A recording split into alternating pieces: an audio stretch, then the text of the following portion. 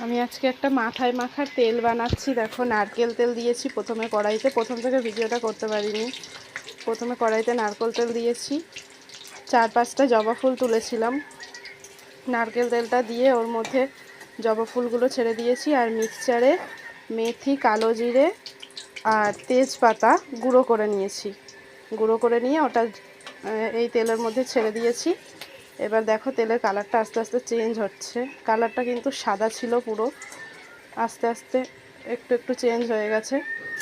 এবার হালকা হয়ে গেলেই নামিয়ে নেব। নিয়ে ঠান্ডা করে শিশিতে ভরে রাখবো।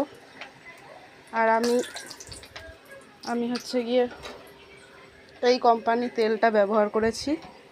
দেখো, ভেস্টিজের এই কোম্পানির তেলটা ব্যবহার করেছি।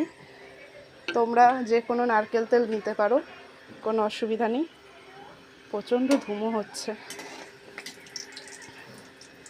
এই প্রথমবার মনে হয় আমি কোনো ভিডিও ছাড়বো ফেসবুকে।